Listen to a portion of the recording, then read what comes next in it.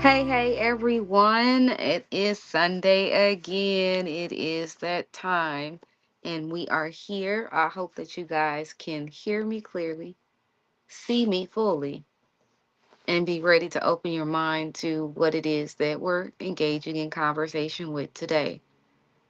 Today, as you can see down at the bottom, I have a very simple question. When or will this senselessness ever end? Right? Normally, I do my opening spiel, welcoming you guys into the room, warming you up, making sure that you're ready for what it is that we're about to get into. If you've been watching my episodes for any time now, being a part of the Sunday Sit Down podcast, you know I'm a very warm and personable person, right? But based on what happened yesterday at the Juneteenth festival here in Tulsa, I really just want to get right into really being able to see if we can come to a better understanding of what led to certain things happening, what certain individuals or a group of individuals may be missing, in order to be able to not be unproductive members of society, right?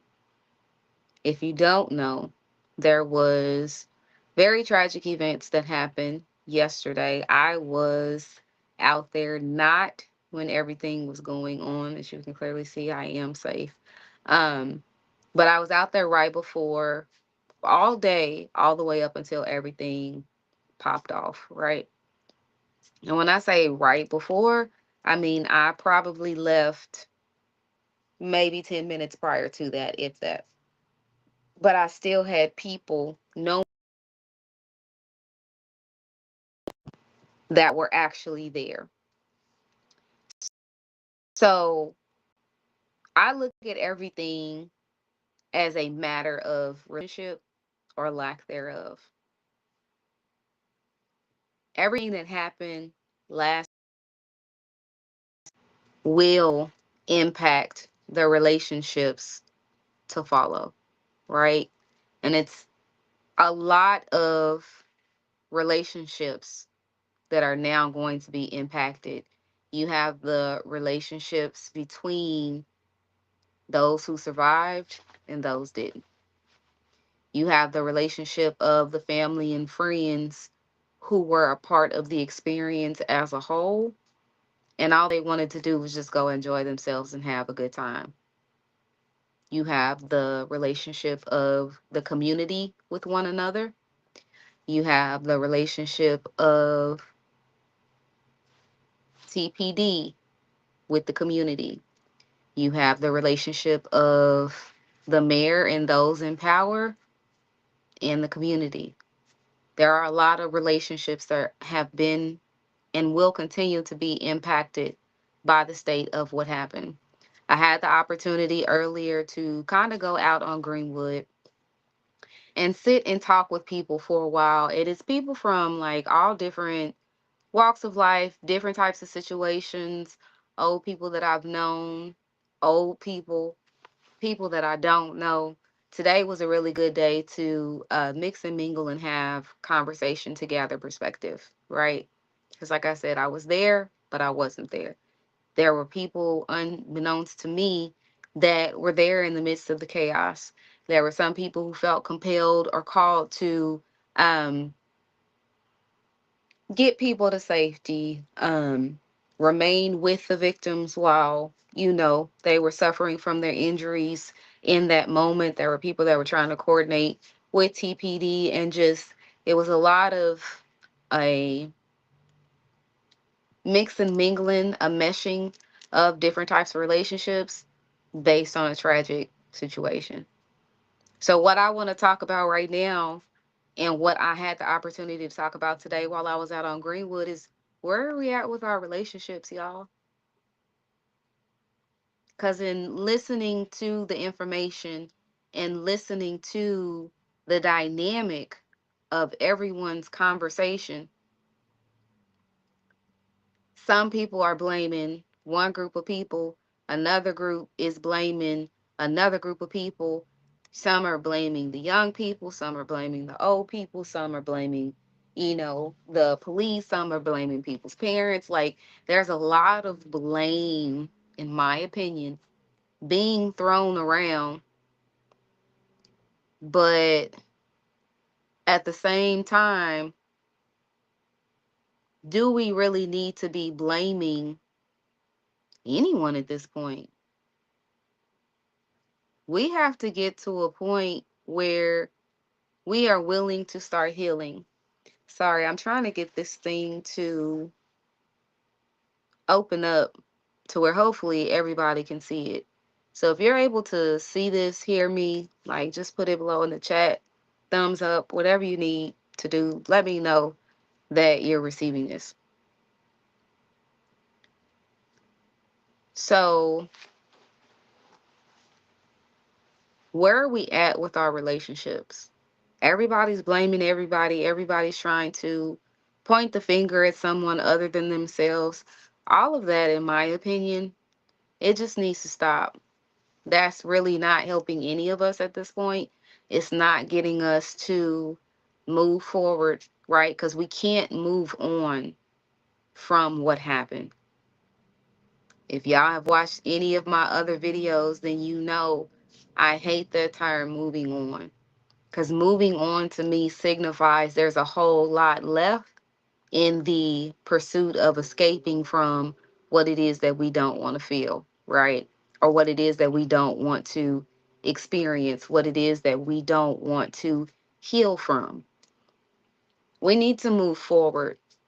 In my eyes and in my opinion, in my experience, moving forward means moving in a direction towards something, right? We cannot do anything at this point after the fact to change what has already occurred.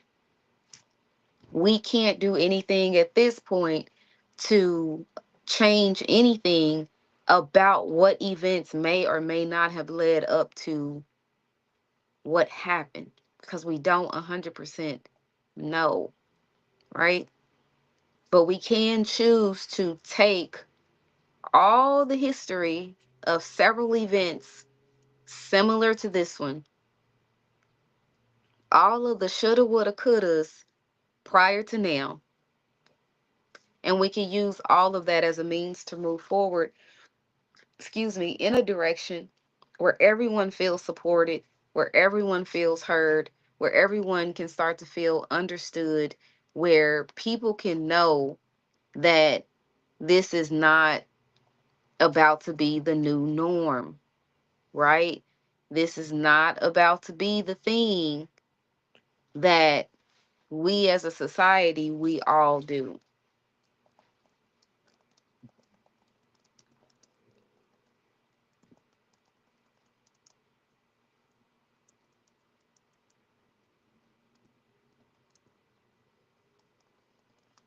Sorry, just 1 second.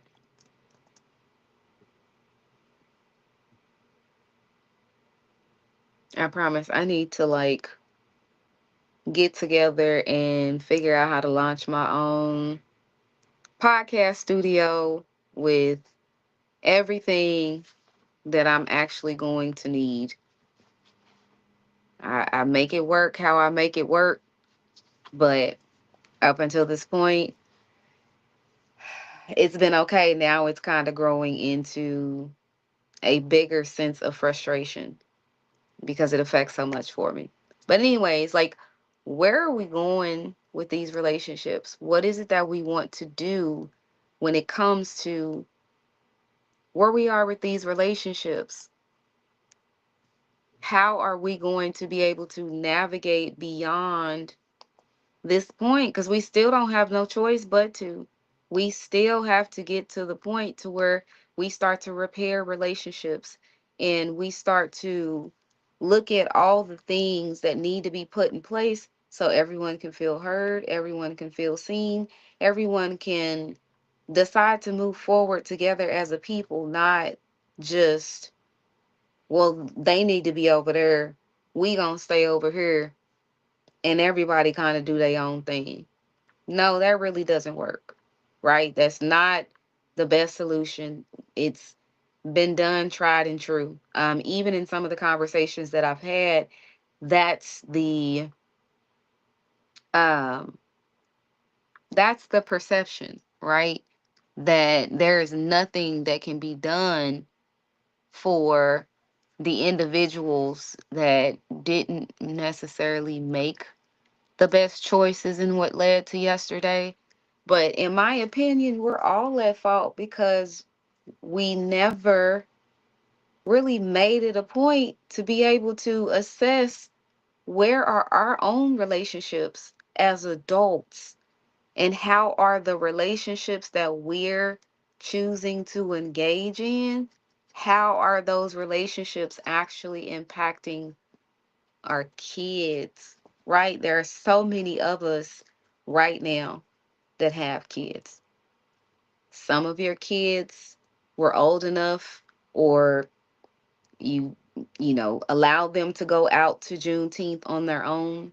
Some of us have younger kids where our kids have to be almost literally tied to our hips because we are their source of protection. Some of you may not have kids, but you have nieces, nephews, godchildren, friends, kids that you look at as your own. So none of us, in my opinion, can fully say that we're removed from the situation because it may not have been our kid, right?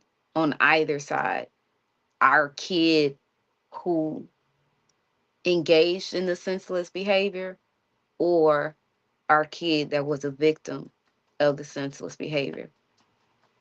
And as a parent, one parent to another, my heart goes out to those parents who have lost a child as a result of last night's events, and to the children of the elderly lady who was, I mean, essentially killed. It didn't happen right then and there, but at the same time, she succumbed to her injuries and she died as a result of it. Now there has to be an ongoing investigation as to what happened, what led up to it, what's going to be done, um, who's responsible, like all these things. Like we now have to figure that stuff out. That's not fair to anyone. That's not right for the people who didn't have anything to do with it, right? The elderly lady who was shot, from what I was told, she had just visited us at the Deep Greenwood Vendors Market earlier in that day to support us in all of our efforts for what it was that we were doing. Now she's gone. There's nothing that anyone can do to bring her back. But that family is still at a loss. That family is still impacted by what happened. Why? Because we can't get our relationships together. We can't figure out how to navigate the waters of this relationship space that we all have to swim in and be a part of. I don't accept that. I don't. Because there has to be more to it than that. There has to be more that we're willing to do than just throw our hands up and be like, it ain't never gonna change. It can't change. Well, I'm here to tell you that it won't without that change. But that change comes from us. That change comes from all of us standing up in our own ways to say, you know what? No more. I have an 11-year-old daughter. And anyone who knows me knows that for the past 4 years, I have waited patiently and diligently and hopefully in in obedience and quietly, like I have waited for the day that my child is coming. The disparaging part is she comes in 2 weeks. My community is still going to be impacted from all of this in the 2 weeks that she comes. And I'm the type of person, I never want, my daughter to come into a space not knowing, kind of the state of what happened. She knows I was out there, but because I didn't want her to have to worry, because I didn't want her to, sorry, y'all, my light turned off. Because I didn't want her to have to really hear about it from anyone else other than me, I had to express to my daughter what happened. Now, anyone that knows my situation knows my daughter is 589 miles away from me, still in Houston. That's where she's coming from. So, with her being away from her mother, she really gets worried because she's not here with me. But I also get worried even more if she was here with me. There was nothing really that could be done. There were warnings that were given. Were they adhered to?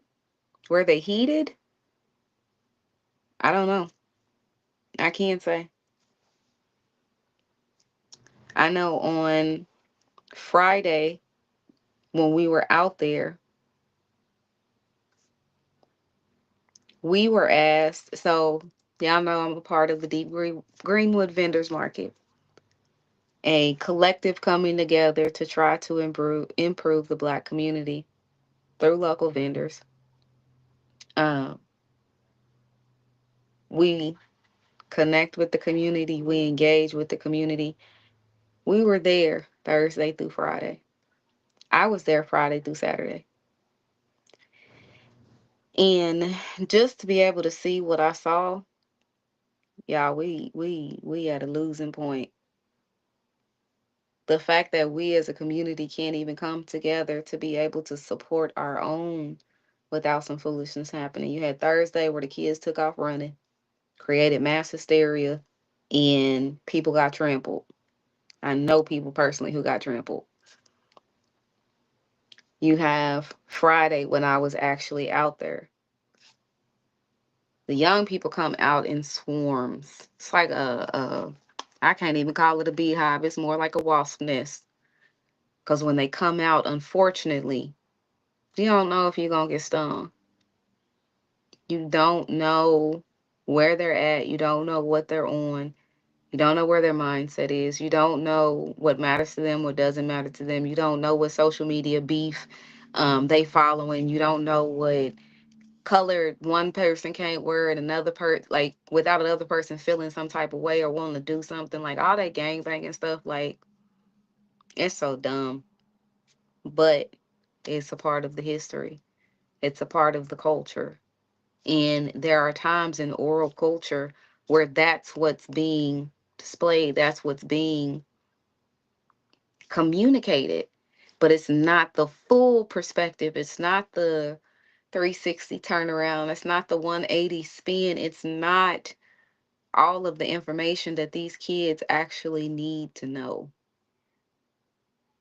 It's not the responsibility that certain people had to walk in when they made a particular choice. Y'all know me, choices and decisions.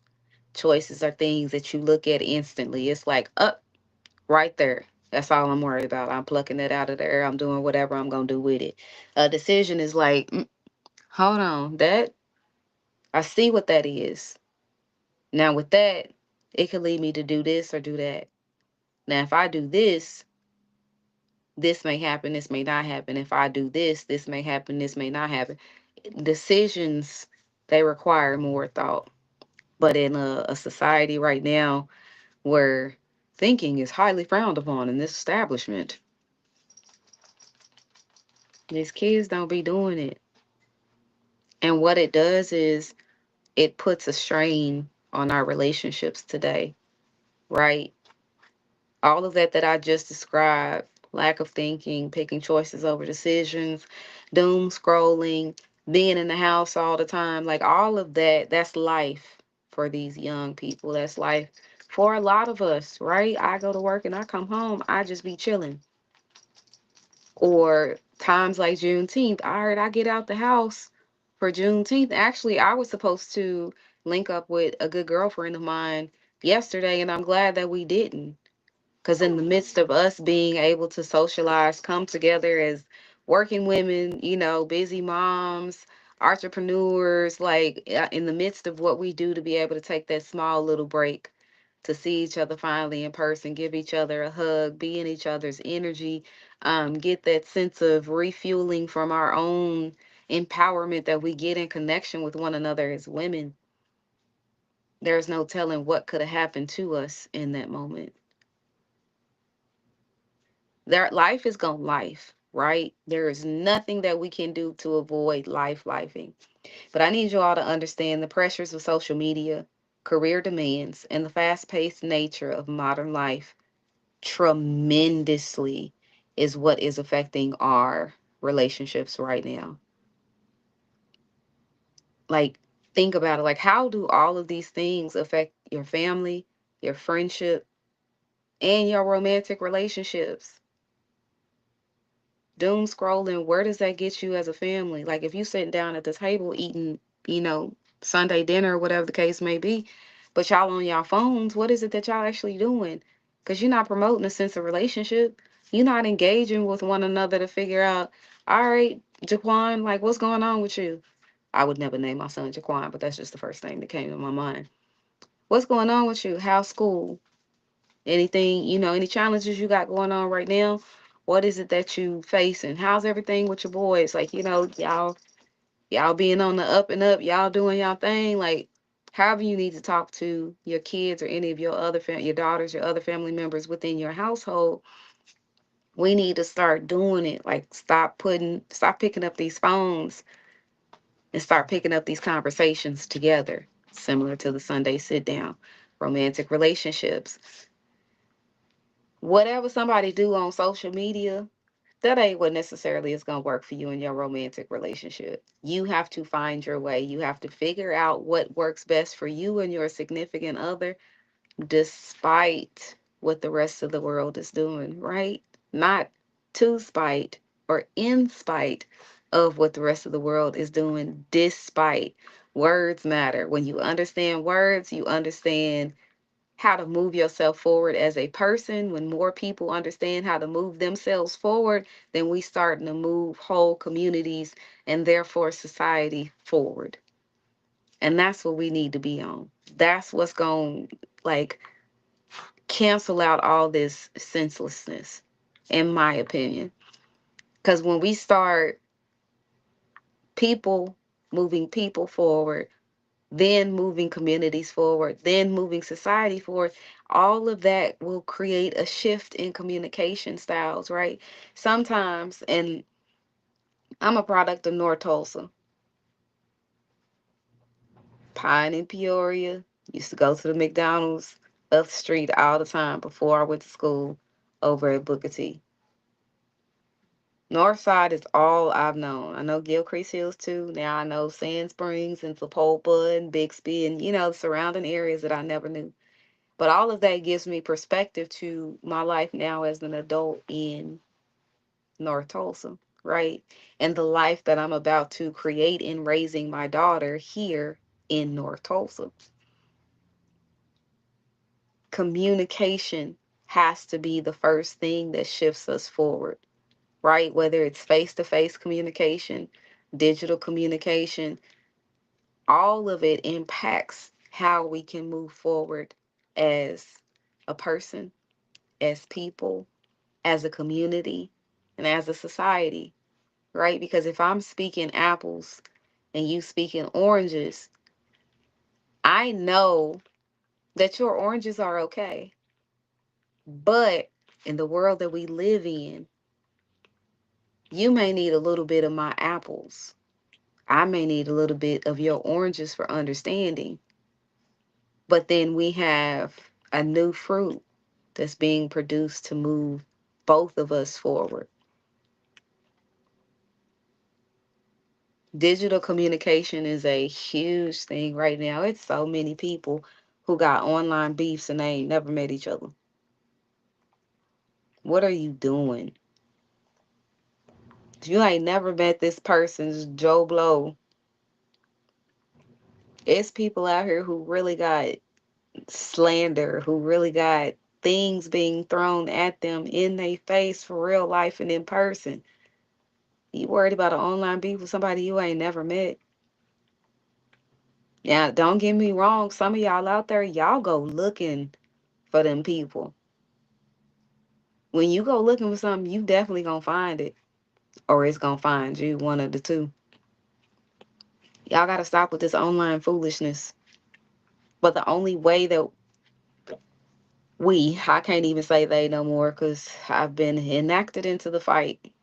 Only way that we're gonna do that, only way that we're going to be able to shift communication from the person to the people, to the community, to society, we have to start to look at our mental health awareness in life. Like being a human nowadays, ooh, there's so much that we go through on a regular basis as it is. There's so much that we deal with that people know about and they don't know about, right? But some people get to a point where they experience so much lack, whether it's lack of parents in the house, lack of financial resources, lack of people that they feel care about them, lack of opportunities for them to come together and hang out and chill and be a collective. Like it's so many that are operating from a space of lack. When you keep operating from that space for so long, like, yeah, you might do it for a certain period of time in survival mode, but that survival mode, the longer you have to continue to operate in that space of lack, becomes frustration. It becomes anger. It becomes blaming somebody else other than yourself, to where you don't even understand how it's affecting you on a stressful level, how it's producing anxiety, how it is affecting your overall mental health. When your mental health is not sound, when your mental health is not stable, when your mental health is not planted on solid ground, on a firm foundation, it's going to affect your relationships. I can give you a firsthand experience. I, in what I feel, I knew, and that was probably my confirmation, but I knew that coming home to Tulsa when my marriage was starting to dissolve when I was still in Houston, I knew coming back to Tulsa was the right move because my mental health for me as an individual prior to that was non existent.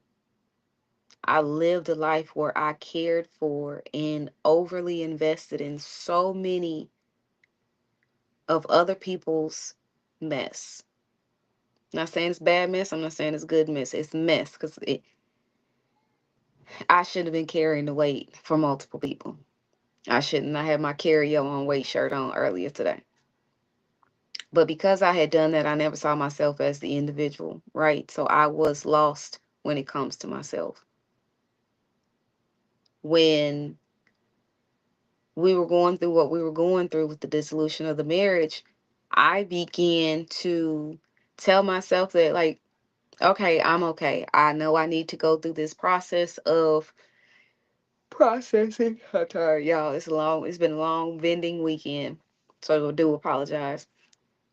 But in the process of me understanding that I am going through a series of complicated feelings, complicated emotions, like I got to a point to where it's just like I started taking certain levels of, I don't know, frustration, hurt, anger, resentment, everything that I was feeling about my natural, intimate relationship with my then husband.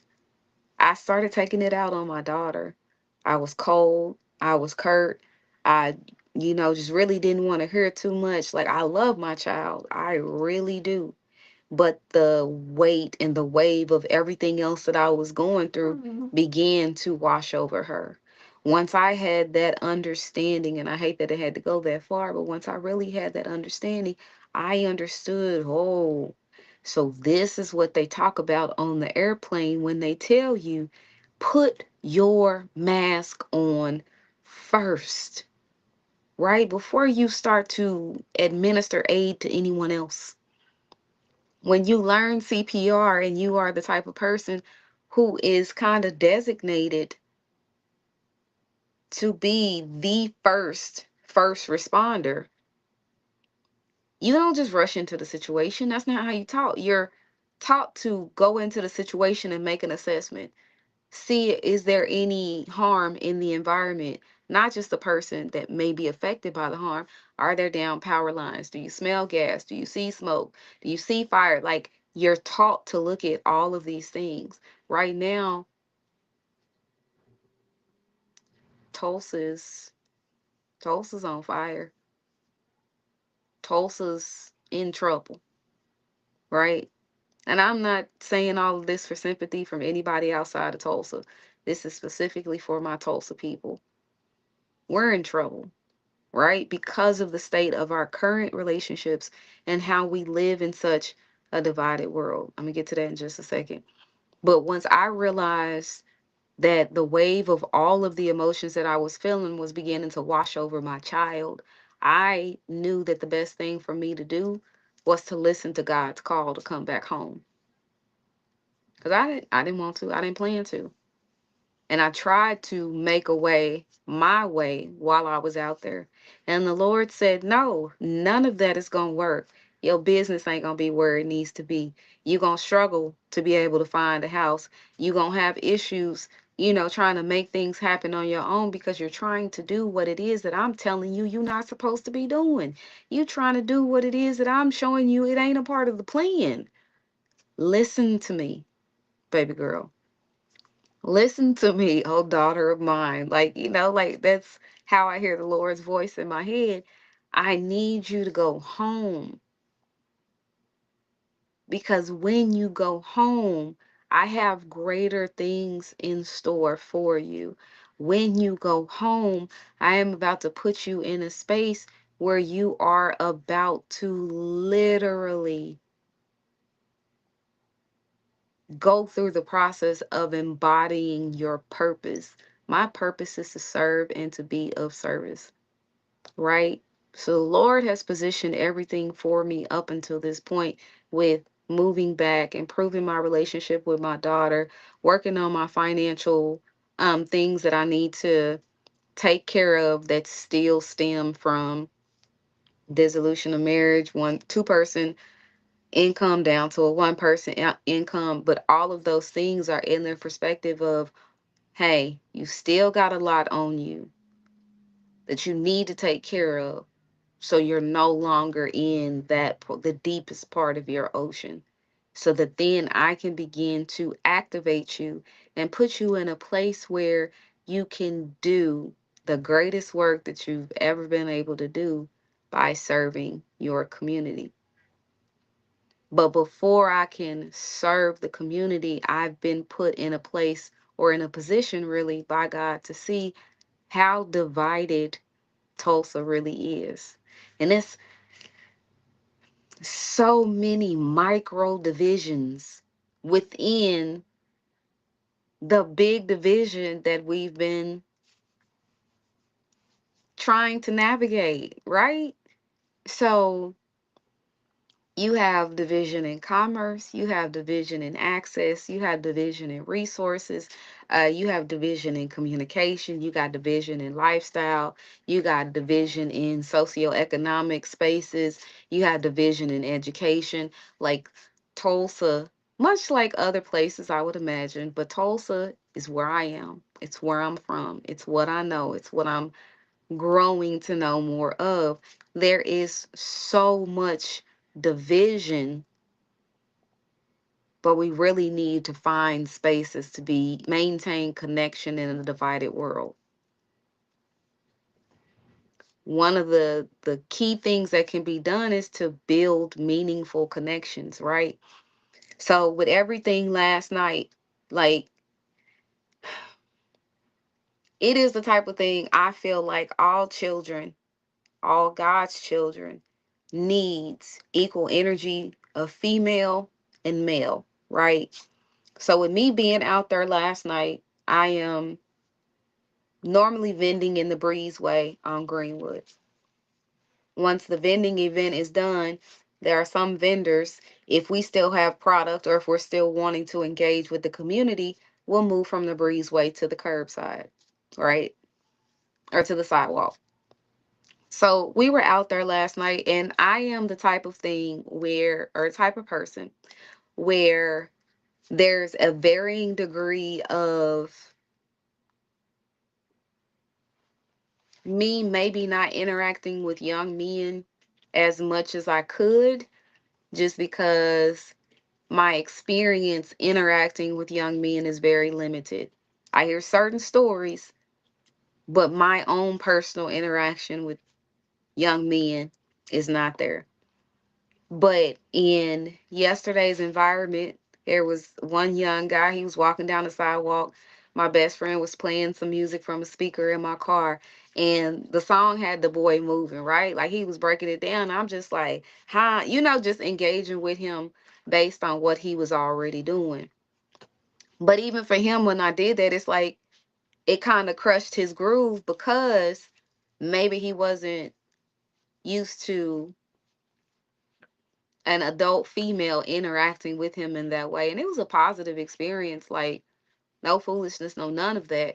But it gave me the perspective to see, okay, all children need equal energy that is female and male. A lot of the young men today, it takes me back to, you know, how they say a mama can't raise a boy and a man can't raise a woman. I hate those blanket statements because no, neither one can raise that child fully on their own. But there are parts of a woman's experiences and a woman's intuition and just information that a young man would be able to get from an adult woman that they need. And I'm not even talking about just from their mom, right? We don't be trying to listen to our parents when we between the ages of 14 and 20. We're trying to live our life. We're discovering who it is that we are, right? But if we had more of us in the community that were willing to just engage with the kids, period, why don't we try that and see what difference that may make, right? And it's not even just at big festivals. Where are the spaces where we can go out and create strong, empathetic connections in the Tulsa that's so divided? Like, I think, and I know God don't make no mistakes, right? I think the thing for me is when God moved, well, when I moved into the space of going to Houston for a school and then life started happening, life started life, and then I got the call to come back home. I think God wanted me to be able to have a different experience in the Houston environment. So when I came back home, I'd really be able to look at the new Tulsa, because this ain't my Tulsa. This ain't the Tulsa that it was when I left. But I was in Houston for 18 years before I came back, and I've been back in Tulsa at the time of this episode for 4 years now. So it's like being able to see that disparity, and God is like, it takes me what Pastor Charles said, God stood outside of time He made the space and the time for things to happen without me in them.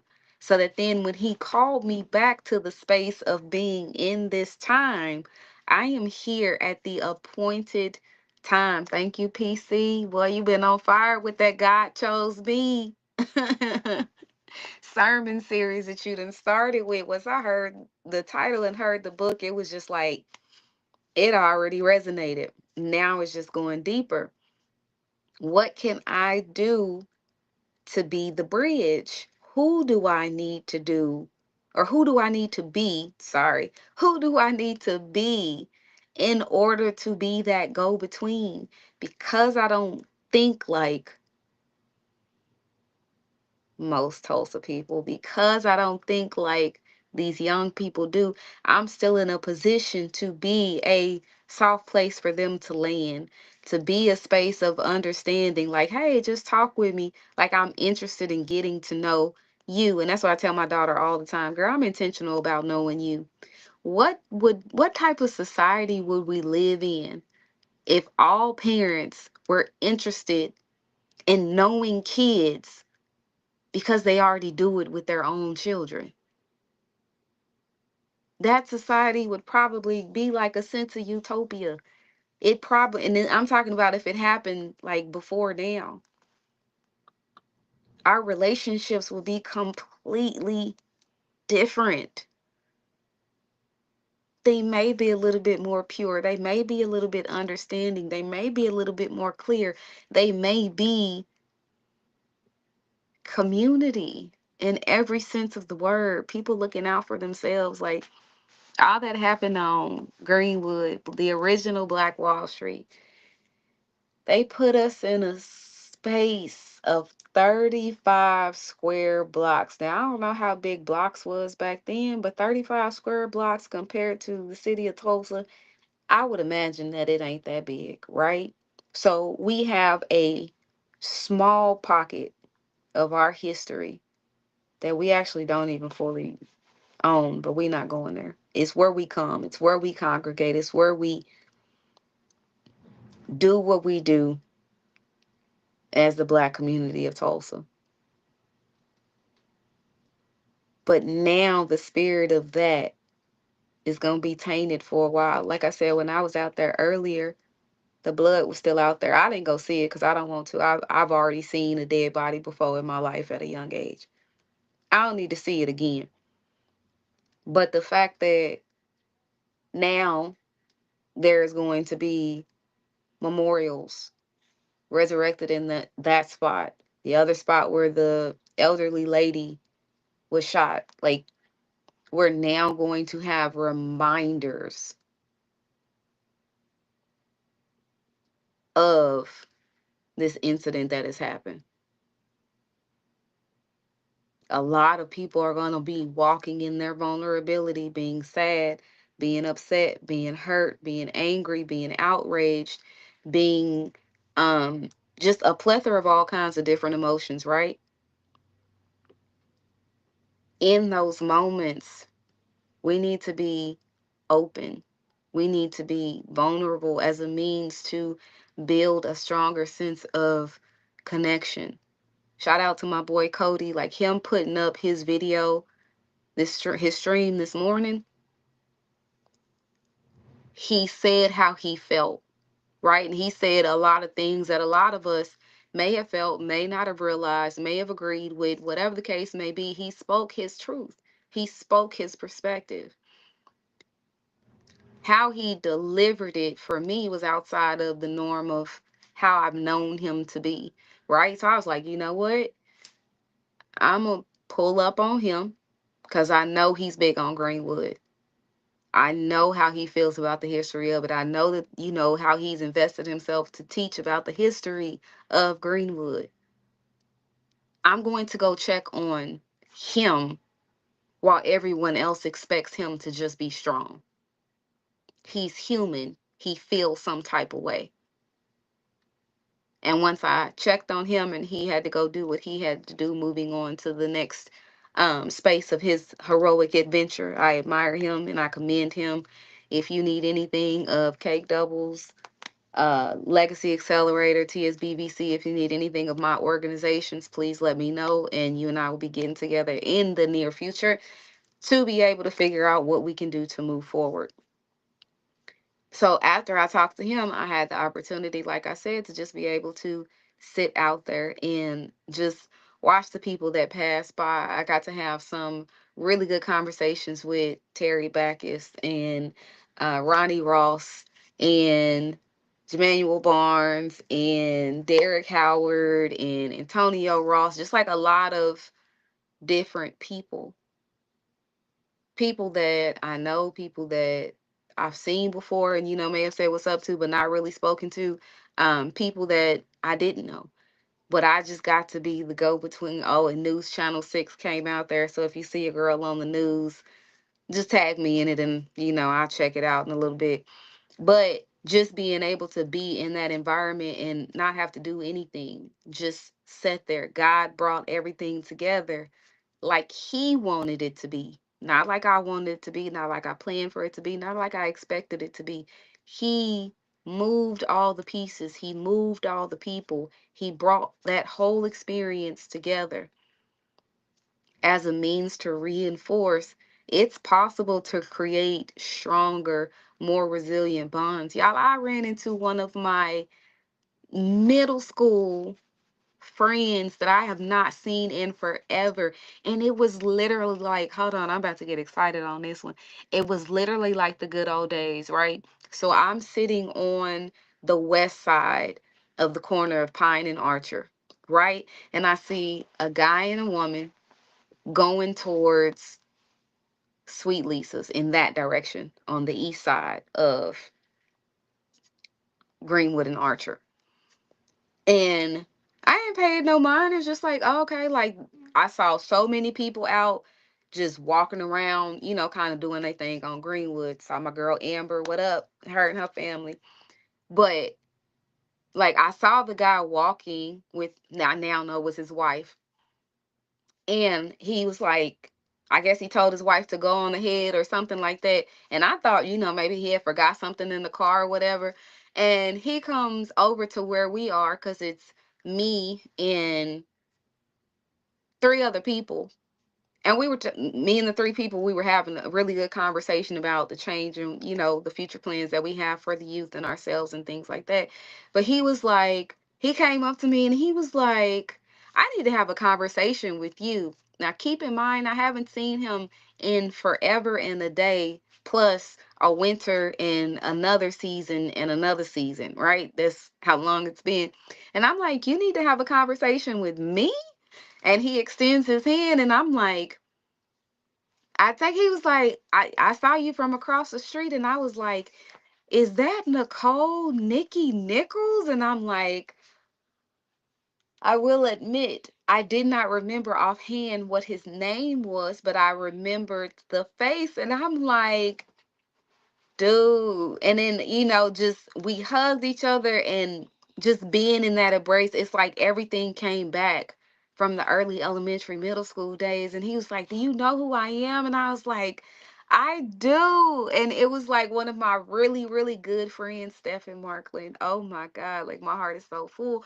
But that took me back to the good old days where somebody literally could recognize little old me from across the street that I have not seen in forever. And now I have this opportunity to reconnect with him, his wife, and his children.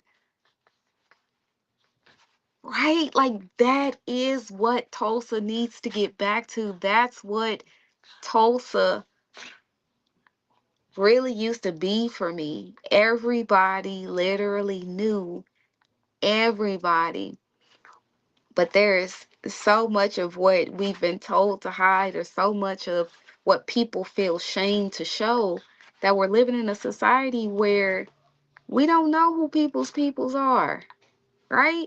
Like, half, pretty much all them kids that be out there on Greenwood, I don't know who their parents are because they weren't with their parents. Now, if they were walking with their parents and I saw who their parents are, oh, That's your baby? I had no idea. And I shouldn't know because I've been gone for 18 years. But we need to get back to that, to where it's just like everybody acts in accordance, right? Because back in the day, if you did something, and even if your parents weren't the one to catch you in it, if somebody who knew your parents caught you in it, they gonna address you. And then they gonna tell your parents, and your parents gonna get with you. That's community love, right? That is a sense of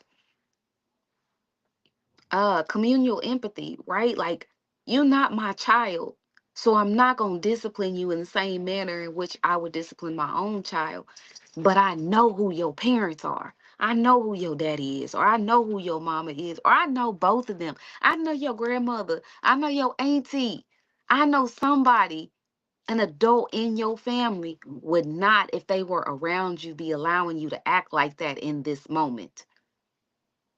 So, based off of the fact that I, as an adult, know that I'm going to try to correct you in this moment, but I'm not finna have you out here embarrassing your parents because you choosing to embarrass yourself. I'm finna let them know. So that way, if anything does happen to you, your parents know what's going on. That's a form of empathy. I'm not trying to get you in trouble, but because I'm practicing active listening, because I'm putting myself in a place to understand your perspective, and because I'm respecting the differences that are the way that I was raised compared to the way that you're raised, or the way society is letting people do so much right now, I'm going to address you, and I'm going to tell your parents so your parents can handle you. Like, that's the old school way that we used to get down. And then sometimes it's with family members too. Like back in the day, my aunt used to come pick us up from school. If I done did something at school, oh, my aunt, she ain't just gonna address it. She finna handle me, right? And then she still gonna tell my mama, and then my mama gonna handle me again. Why can't we get back to those varying degrees, either addressing, knowing who the kids are, knowing who the kids' parents are, addressing a child to say, and I did it the other day, say, young man, pull your pants up. And I was met with a rebuttal. Oh, I got that thing in my pocket that weigh my pants down. Wear a belt then. Because that wouldn't eradicate all of that. But then at the same time, you shouldn't let yourself walk around like that. I don't want to see the flowers on your boxes. And you shouldn't just be telling anybody and everybody. I stay with that thing. Sometimes you may say that to the wrong person and they thing gonna let off. And then now they got your thing and they thing. No, we gotta start carrying ourselves forward in a different direction. A couple ways that happens is healing through communication and understanding. We need to enact effective communication, right? And effective communication is three things all at once. So it is speaking, it is listening, and it is processing information effectively. It's the download, right? So if I'm speaking something to you like I am right now, you should be, my hope is you're listening, right? And if you're listening to what I say, then you're receiving information from me that you would download into your own life process to figure out, is there a new way that you can go from now having received this information? Is this information really doing something for you? Like, there should be a lot of different things that get activated from hearing my voice in these types of dynamics, right? The main one, I feel, well, the next two are the main two things that I feel like would allow us to heal through communication and understanding. The next one is resolving conflicts. It's ways to peacefully resolve conflicts, right? Everything don't need to go to that level. Everything don't need to be talking about, then I see you on site and this. Everything don't need to get to that level. there are ways to resolve conflict that is just like getting to a point where you don't just walk away. Because sometimes just walking away ain't going to resolve that conflict, right? Sometimes walking away can be viewed as a way of shutting down. You don't want to hear it. You're not open to that person's perspective. You could care less. Like you gonna do whatever it is that you gonna do. They can do whatever they gonna do too. But where does that get us as a society? Where does that get the lady that was shot 3 times?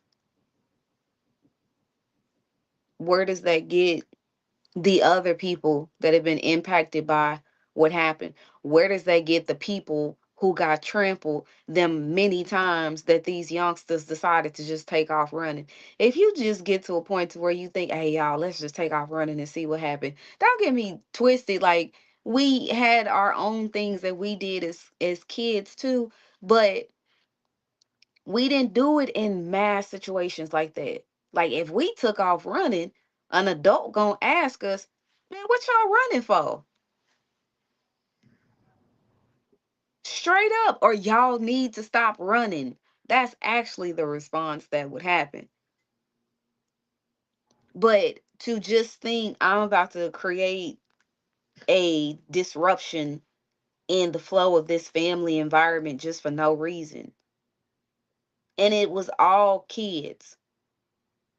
Kids and, people who just came out of the space of being kids. There was one instance I was talking to my guy Donnie on the security card yesterday. I had just finished vending, called his name out like we do from across the street. He stopped. I walk up on him, we chopping it up. Next thing you know, these kids take off running. Him being at work, he's security. That cut our conversation short. He had to go see what was going on. It's like 6 TPD officers in the area from Archer to the bridge. Them 6 can't do nothing about all them kids that took off running. They can't even figure out where they running from, where they running to, who started. They ain't got enough capacity to do all that because it's so few of them.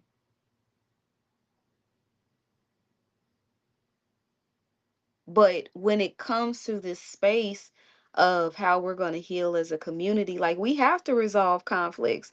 Like we're in a conflict right now with people blaming the younger kids for everything that's going on. Why are the younger kids bored and doing some of these things that they doing? Why are the younger kids feeling unheard? They're our next generation, but we put them in a space of being so far removed from valuing their opinion that they like, what I'm gonna talk for? They don't care anyways.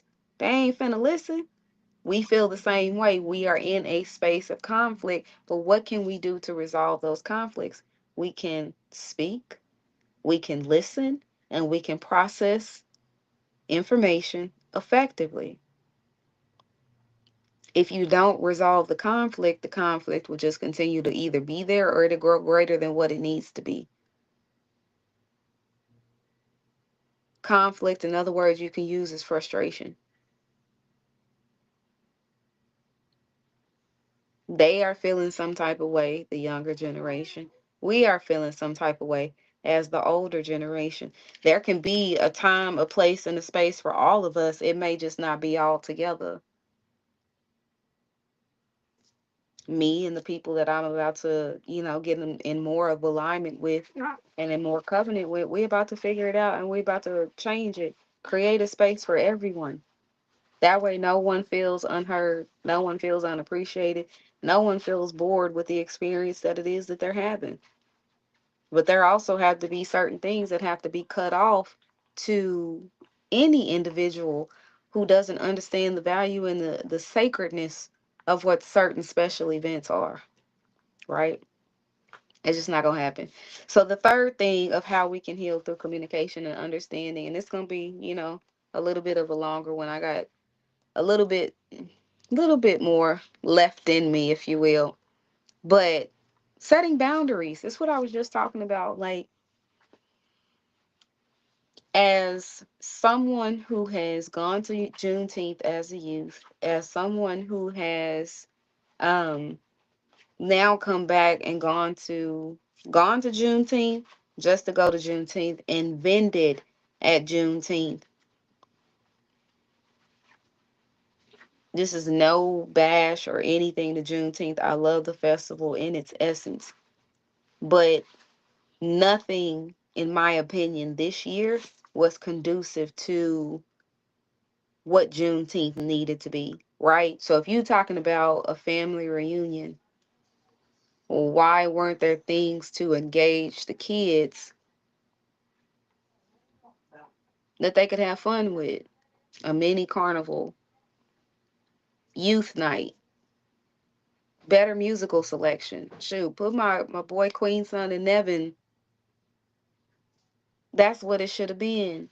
Music that can move all people. No offense, I didn't grow up listening to Rolls Royce.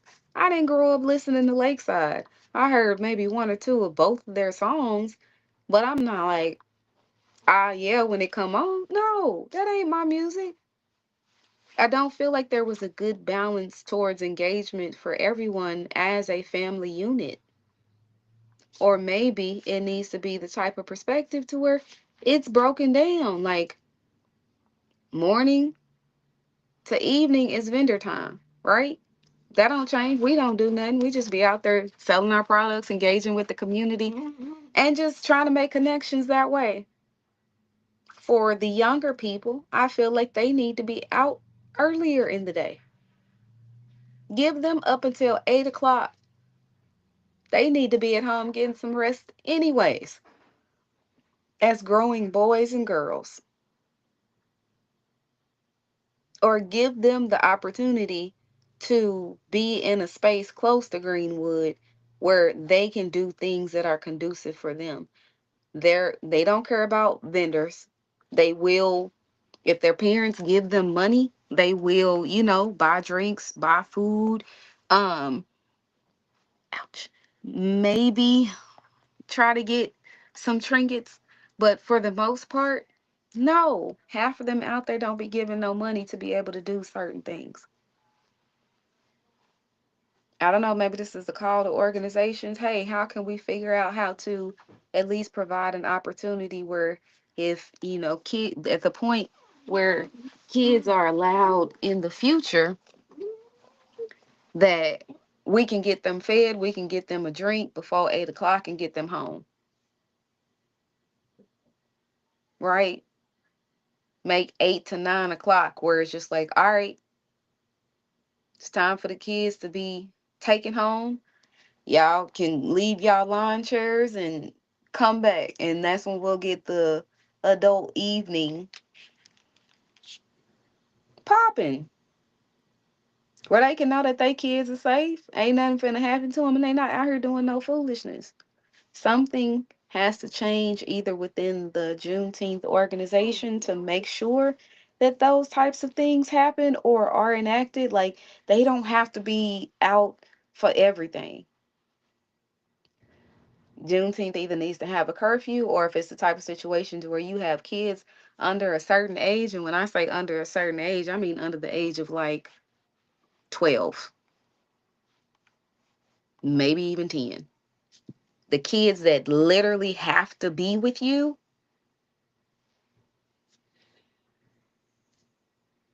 maybe that's another thing.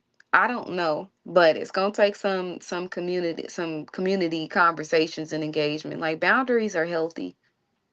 They actually will help us contribute to lasting, long lasting, fulfilling relationships with the community, relationships with one another. Like, because what happened yesterday, it don't need to happen. That was just an act of senseless violence. Like back in the day, people used to fight. They did. But a fight was a fight. A fight in my younger days, shootings do happen, but it wasn't as common. Because if you the person that's in the fight, if you win, of course you get your credit. If you're someone that didn't back down and you went through the fight, even if you took a L, you still get credit because You stood up for it, right? You was like, all right, like, yeah, I got beat up, but I'm still here. There's ramifications, real ramifications to all your young people, all my young people, all the young people out there. There's ramifications to taking a life. There's ramifications to brandishing a gun. There's ramifications to having a gun and you're not supposed to. There's ramifications to having a stolen gun. There's ramifications for assaulting someone with a gun, pistol whipping, all of that. A gun carries a lot of responsibility. If you're not ready for that level of responsibility, you need to leave them guns alone. As I said before, and as you all know, there was a shooting at Juneteenth.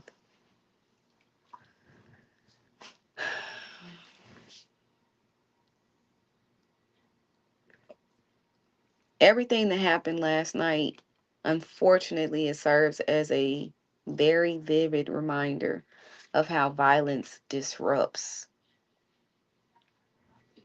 everybody, not just the victims, right? It affects their loved ones and the loved ones that love them and the loved ones that love them, and people that weren't even there are all affected because they know someone that was, or in my instance too, there are people that were there right before all of that happened. And now inadvertently we carry that weight of it could have been me, right? Because I also had safe spaces out on Greenwood where I could have been. But even still, to see what some people have described to me with bodies laying on the ground or on the hill, people being shot. One guy told me that he heard that there was a girl who got shot, and where she got shot, the ambulance couldn't even make it to her.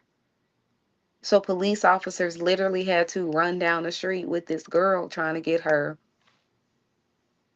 to life-saving services. There were people who literally could not get back to their cars because the entire underpass of the freeway that divides Greenwood was enroped in police tape. You can't break no crime scene. They don't care who you are. No means no. So there are people who were out there for an extended period of time because they could not get in that moment anywhere else. The young man whose life was taken, I've been told his body laid out there all night because we have one coroner, not even in Tulsa, that services our area. You mean to tell me we can't find a way to do a forensic specialist certification of some sort at any of these funeral homes in Tulsa, Oklahoma?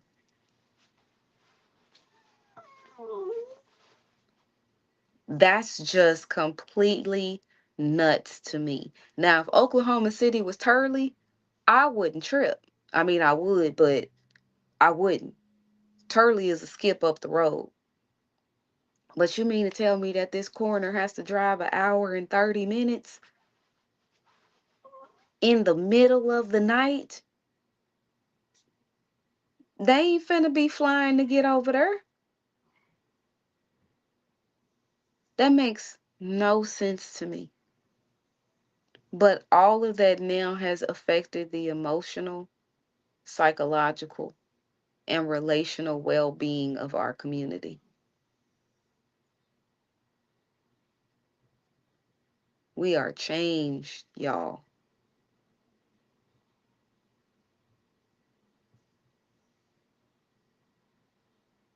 There are mixed reviews about even being back on Greenwood. Some people are like, man, I ain't never going back on Greenwood. Some people are like, I ain't never going to Juneteenth. Other people, I ain't never gonna be nowhere where them young folks are. It's creating a sense of fear, more well, enhancing. It's already there.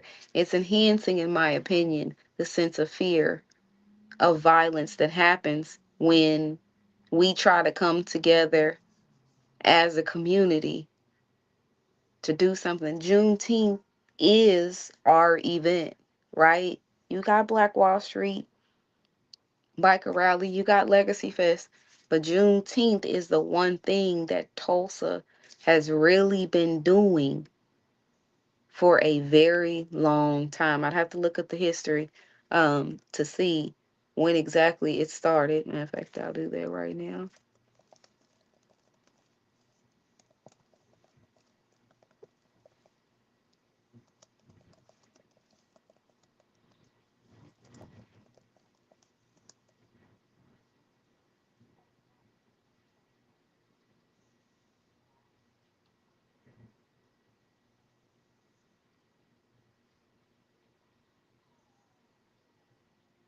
See? And then even for us, Juneteenth has actual multiple meanings, right?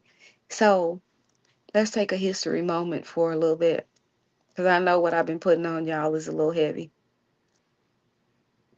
Juneteenth first became a holiday years after the 13th Amendment was passed. The 13th Amendment, I can't even get it out. The 13th Amendment was the amendment that actually abolished slavery, right? That was when Black people no longer had to be enslaved, chained, indentured servants. Like, we didn't have to do that. That was passed in 1863, I think. Black people in Texas were still enslaved at that time because no one told them that it had been passed. Union versus Confederates. Union was the ones that was like, all right, we're fighting for the good of all people, essentially, to a certain degree in that time, to where the battle had actually been won. The Union won, right? And there were Black Union soldiers because they knew that they were free. So I would imagine, as a slave in the South, in the Confederate area of Texas, my mind would be completely blown to see another Black man, let alone a soldier, come to tell me that I'm free. And I'm looking at him like, what do you mean I'm free? And he says, well, you've been free for years now, according to this piece of paper signed by the President of the United States.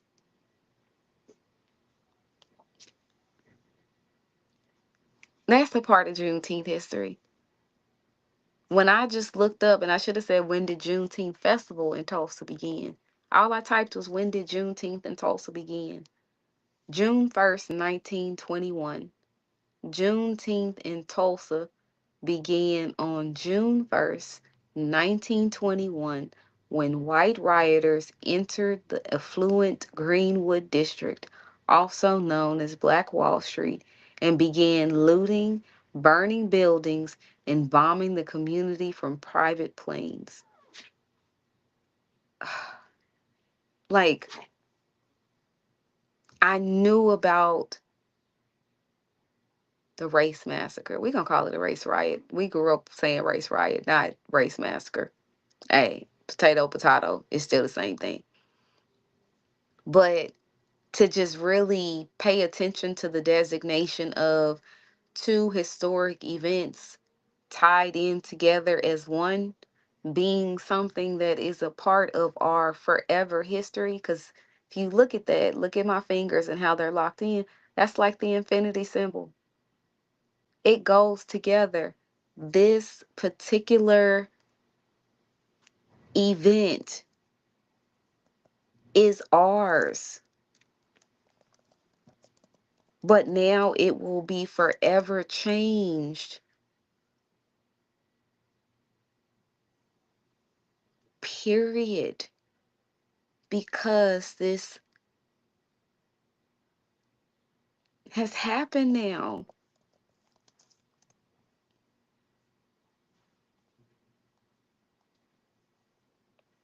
And I'm still trying to find the answer to my question.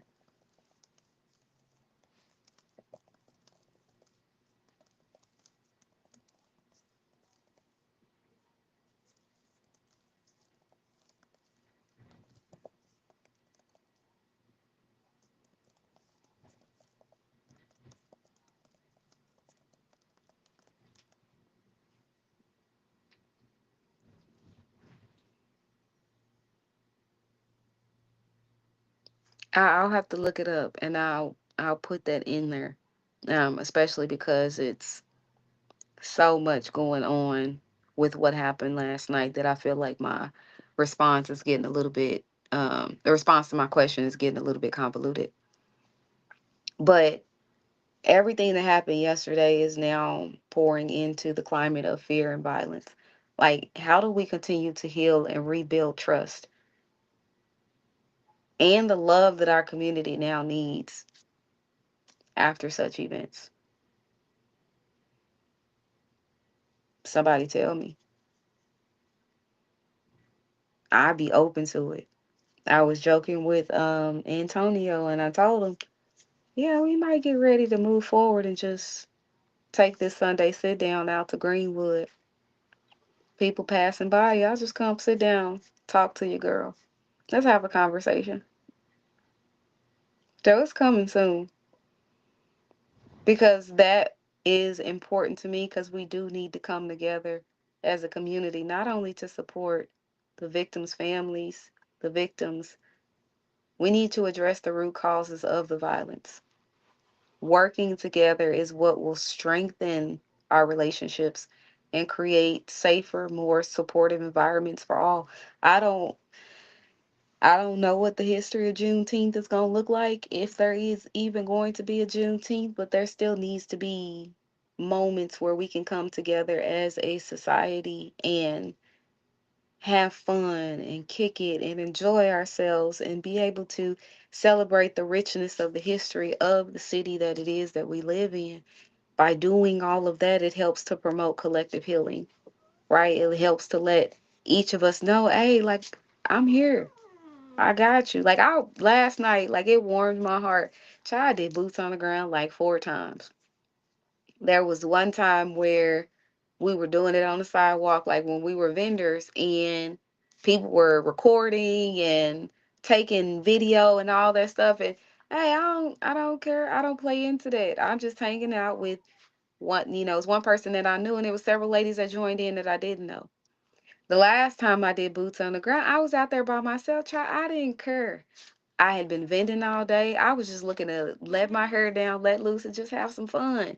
Plus, my boy was a DJ. So it's just like, all right, cool. I'm out there with my big old clap fan, right? Boots on the ground. He put it on. I'm out there. I'm doing it. Next thing I know, I have various random men and women who end up doing the dance with me. And it's just like, that's what Juneteenth is supposed to be all about.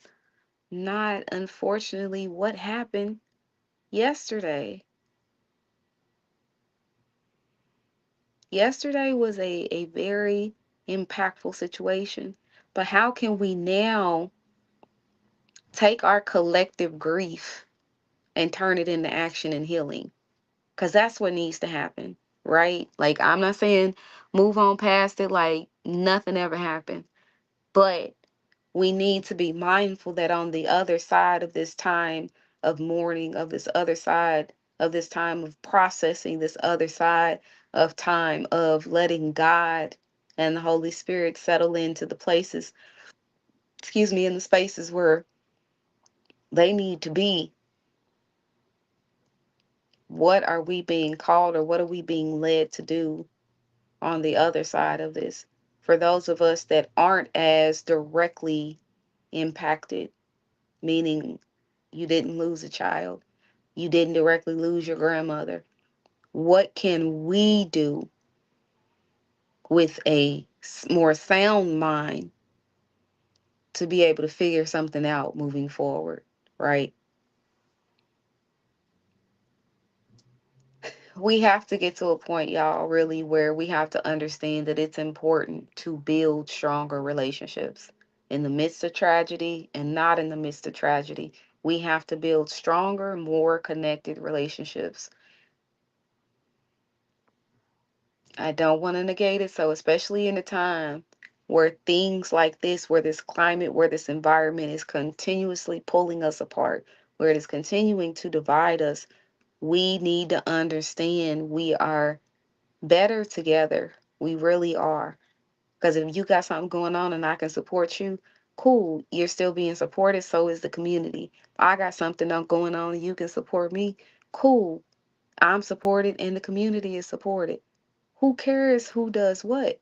We don't need no power trips. We don't need no ego stuff. Like, we need to be able to come together as a collective, as a society, to figure out what needs to happen next in order to move forward. I'd also like to encourage everybody who's listening to me, everybody who's watching this either on Facebook, I'm sorry, Instagram. I don't know what's going on with your direct channel on my streaming platform, but you can catch this on YouTube. And I'll probably put up some sort of graphic and then the link to how to go to the YouTube video and do it from there. But I encourage everyone who's watching and listening to this right now to take more proactive steps towards healing relationships. Like, be intentional about it, right? Because my youth organization, the Legacy Accelerator, like, I don't have a choice but to interact and connect with every kid that I come in contact with, because that's the very basic concept, the very basic premise of why my youth organization exists. But I'm telling y'all, it makes a difference towards being able to create more of that. It takes a village to raise a child. Sometimes, in that same regard, that makes us family, right? Everybody that comes to my table at Cake Doubles when I'm vending at these events, that's why I take pictures with y'all. Yeah, you might be supporting my business in that regard, but you're also now a part of my history. I can put this up or I can show this person and be like, I knew your mama and daddy like way back when they came to my, you know what I'm saying? Like, stuff like that. It all matters because it helps to change the dynamic of how we see family, how we see friends, how we see our communities, and understanding that everyone has a role to play in creating a better, more supportive environment where none of us are absolved from it. None of us can say it, my name is Bennett and I ain't in it, because we are. We all live in Tulsa, Oklahoma. And especially for us in the North Side area, like, we all we got. And we need to start acting like it. For real, for real. Like, it's not going to change until we change it. And last thing I just want to say, let us remember that every act of kindness, every open conversation, and every intentional effort we make to understand one another builds a stronger foundation for relationships that we can cherish. We need to start caring about one another again. We need to start caring about ourselves so we know what it looks like to care about someone else. Some, from me and mine, my heart, my love and my soul goes out to everyone that was directly affected, impacted, um, put into a space to where they now have to process through a space of healing, whether from seeing something, hearing something, actually being a part of it, assisting someone who was affected by it in yesterday's events. It all, my heart, my love, and my soul goes out to everyone. I am here should anyone want to talk. Um, the space for being out on Greenwood with the Sunday sit down. It's coming. Hopefully, you guys will be warm, open, and receptive to receiving, coming out of this, my home space, out there, and just engaging with your girl and getting it to a point to where we can really start to effectively have those conversations that I like for us to have to be able to push this thing forward. However you're feeling about this conversation, however you're feeling about, the events that have transpired, y'all know this space is an open space, right? It is the space where you guys can come and express yourself. If you want me to say something, engage with you in conversation on it, I will. If you don't, then um you still have open space to be able to express yourself, right? I encourage you to do so. This video on Facebook, unfortunately, will only be up for 30 days. Run it back. Watch it with your family. Watch it with your friends. Watch it with your boys. Put it on at the barbershop, the beauty salon. Um, let's start engaging in having watch parties for the Sunday sit down, because I want to be able to be in a space with you guys where I can start to connect and engage and just really get to know this Tulsa world that it is that I'm living in and that I'm about to operate with my child in it. As always, please, please, please like, share, follow, subscribe. Um, do all of those things. I really would like the Sunday sit down to be able to go in more spaces and to become a space where I can get out in the community to be able to really engage in good conversation and dialogue. Next week's episode is with the one and only Mr. Terrence Jones. We will be talking about finances.